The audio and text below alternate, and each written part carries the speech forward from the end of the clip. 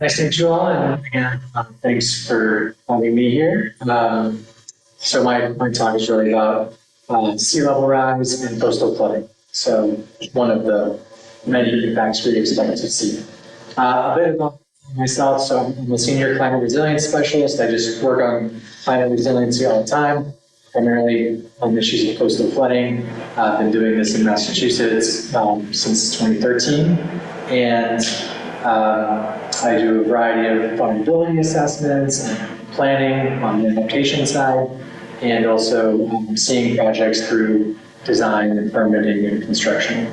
I'm also a resident of Quincy, and I'm the board president of the Mystic River Watershed Association, and I'm involved in various different adaptation professional organizations. This is the access road to my neighborhood in 2018, in the March 2018 storms. And let's see, this is like auto plane. And this, so let's see if I can stop this.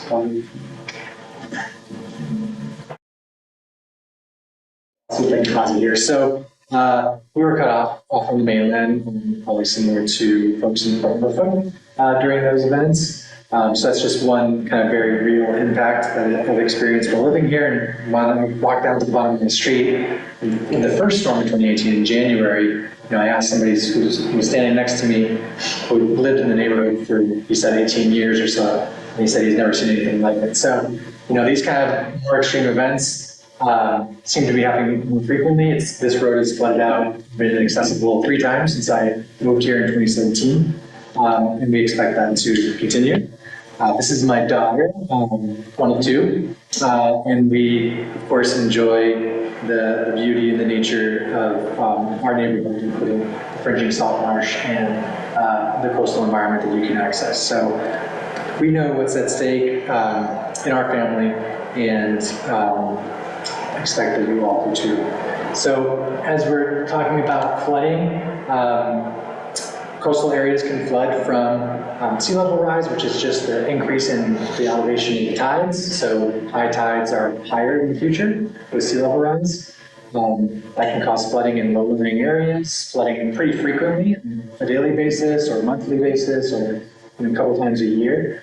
And on top of that, we throw storm surge, which is when a big storm pushes water from the ocean up against land and into land. That's what we experienced in those 2018 storms that I was talking about. And it's really when these two things combine, when we have storm surge hitting on the higher side of the tide cycle, where we see flooding on the land. And that's because Boston has like a 10-foot tide range. So, if it's a big storm, it happens at low tide, no big deal. But on those occasions where it happens at high tide, it causes a big problem. And just as the sea level rises, the chances that big storm surge coincides with the high tide, or what's high to us today, increases over time. And then somebody else will talk about rain, but that can also make matters worse. When sea level rises and it rains, it's harder for water to get out from the drainage systems, and that can lead to backups. Same thing with storm surge. Yes. Nasser, could we, the folks online are having trouble hearing. I'm wondering if we could rearrange our setup here. Maybe get closer to you. You unmute there and I'll unmute here. And hopefully we won't get a lot of feedback.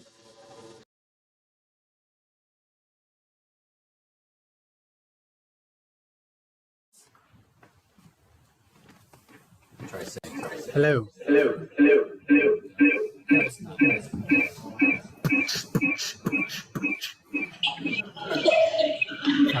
Seeing what can happen. You can set it going. Stop it here. Is it still?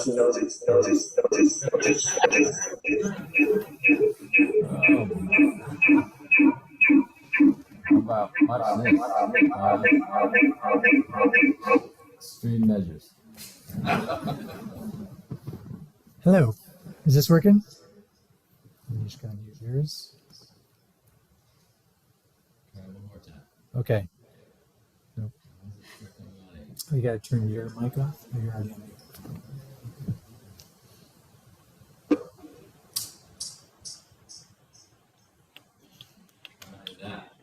Hello. Success. Oh, I think that worked. Can you guys hear us online? I will try to project. Much better. Okay, great. Much better. We can No hear. Minor technical difficulty. So as sea level rises, events, flooding, coastal flooding events that are rare today, over the decades, will basically move from, say, like a 1% chance event, which is what we call like a 100-year storm, right? That's going to become something more like a 10-year storm or a 10% chance of happening in any given year. And by the 2070s could become an annual event. So something that's going to happen pretty much every year, if not more than once. So that's kind of the big impact of sea level rise on coastal flooding. Is this still working? Let's do that.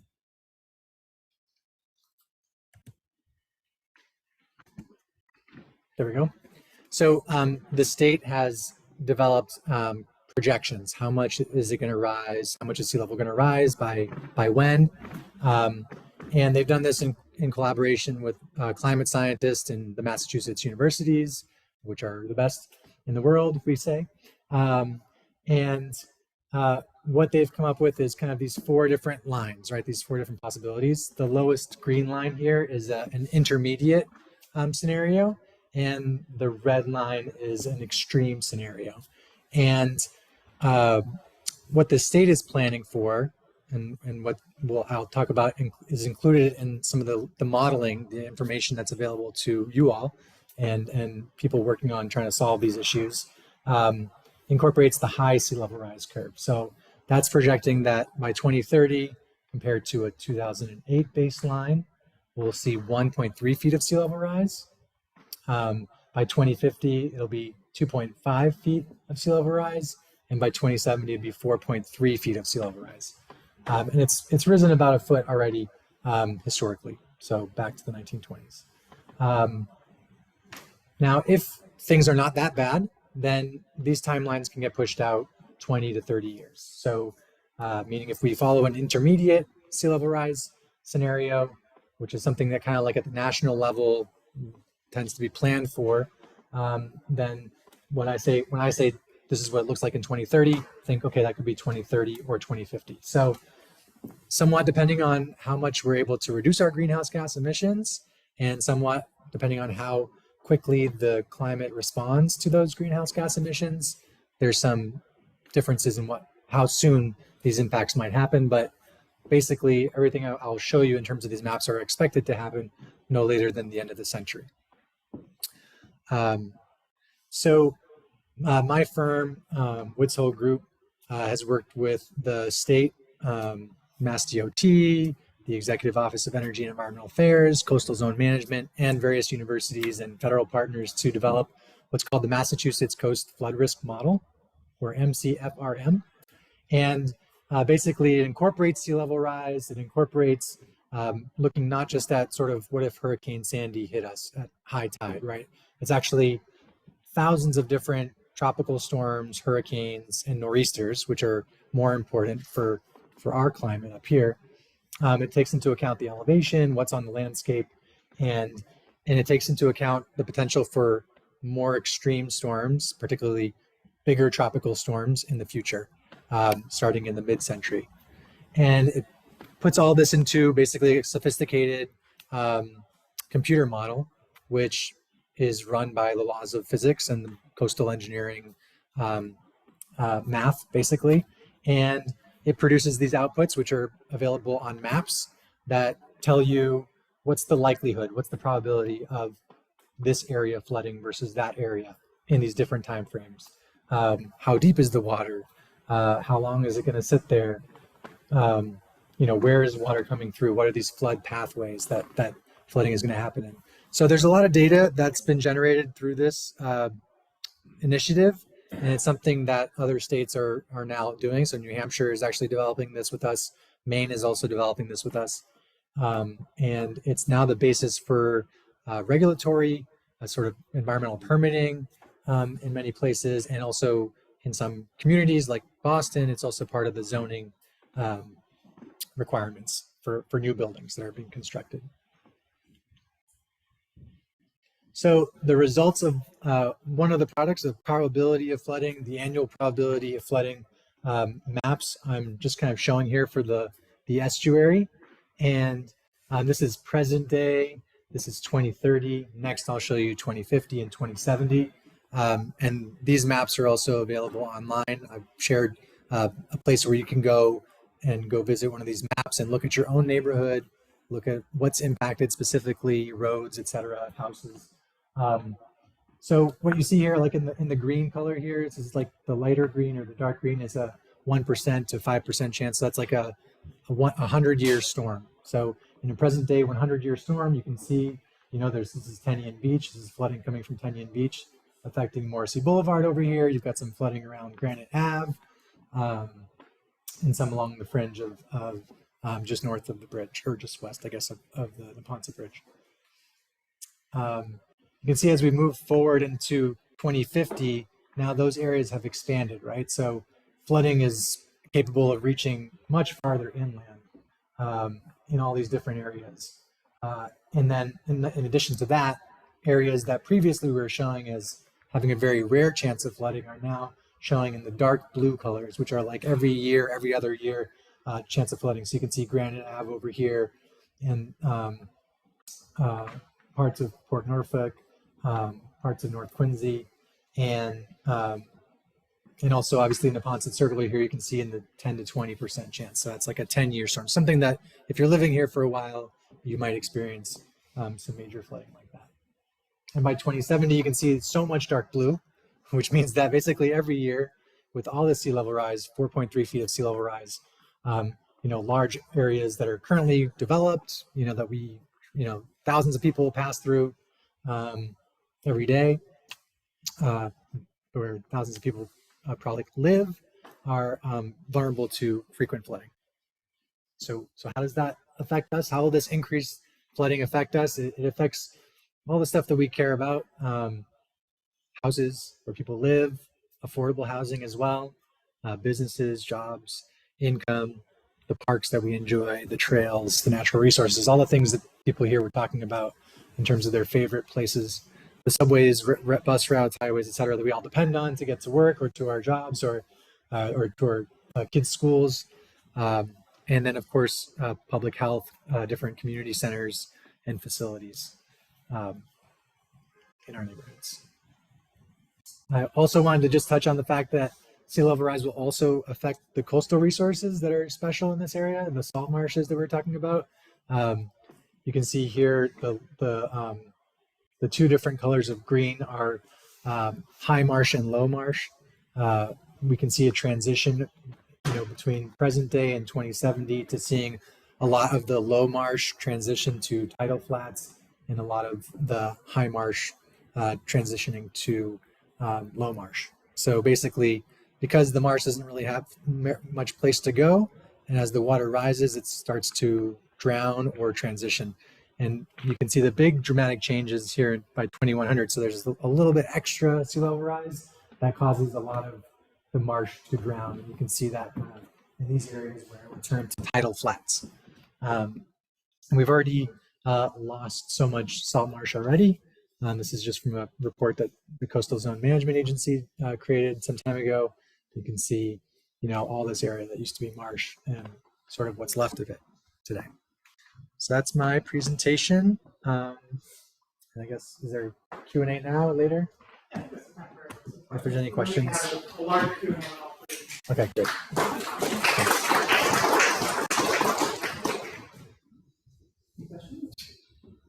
Yes. So in your discussions, how do you factor in development? I know you mentioned what the impact, but I have to believe that Seaport now, because it goes to 20 years ago, is affecting Boston.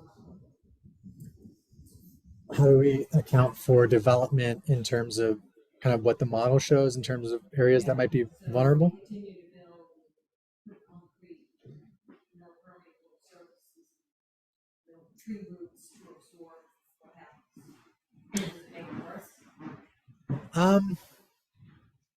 Yes. I think in the grand scheme, when we're talking about several feet of sea level rise, whether or not the land that's flooded is concrete or asphalt or a park space, it's probably going to flood that area in both cases. Like, meaning like the extent of flooding may not change significantly just because there's now a building there. It may still just flood.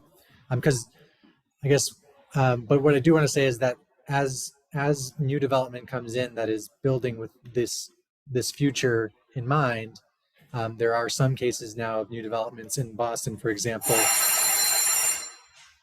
where they're specifically trying to raise those low points along the coast to prevent that future flooding from coming inland, right? So that's, in my view, positive, right? As if new waterfront developments are building in this flood protection into their design, and it's providing community benefits, meaning protecting the roads that we care about and the housing that we care about, et cetera, then that's a plus for the community.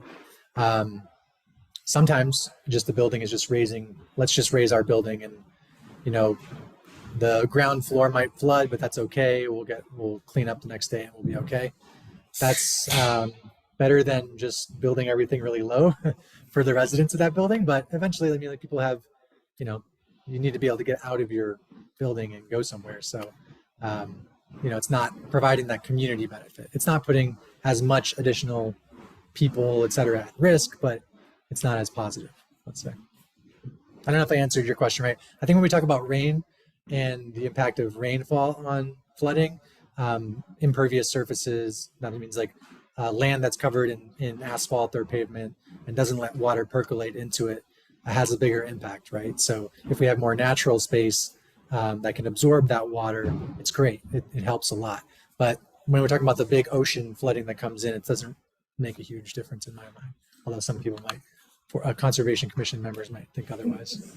And over Is here. there any talk within those circles that you're talking about cities and things? Yes. About trying to save some of the green space that exists adjacent to the green space that we have now, so that when the water comes up and the estuary, like you said, the low is going to be now high, so that land that is now land will become marsh. Is there any talk about trying to save those spaces as opposed to developing into other things?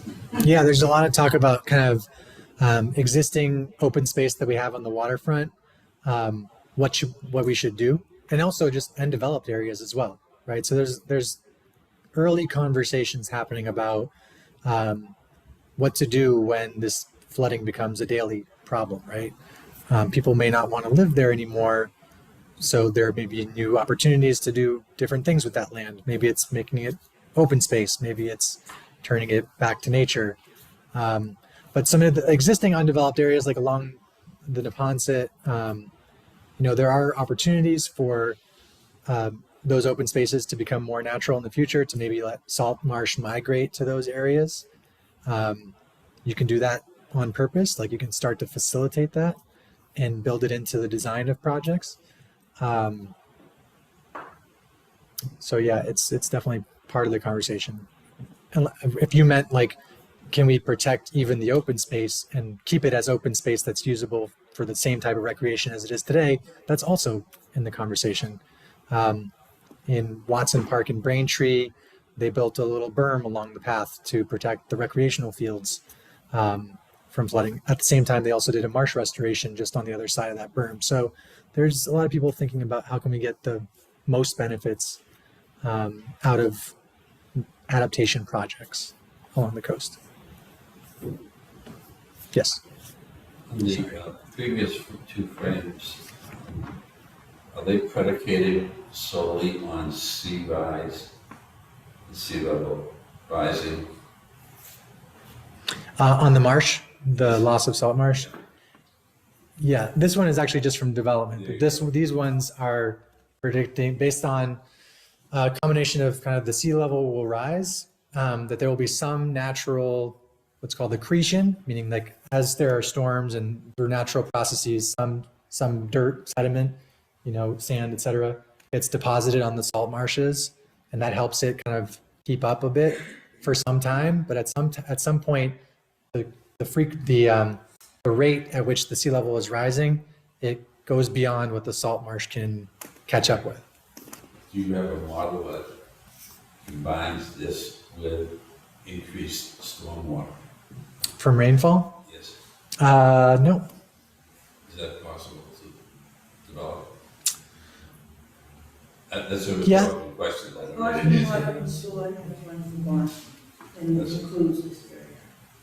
It's not related to the salt marsh though. If you're talking about like the increased You can impact combine of the fresh water. stormwater and the Yeah. storm water. Oh, okay. In terms of looking at the risk from coastal flooding and Boston has great models of future flooding from rainfall and sea level rise. Yeah. Good to look at that too. Yeah, I was going to say that the Watershed Association has also been working with a consultant to put together a freshwater flooding model that's upstream of the dam. So it's really not in the estuary. It's going to come from two.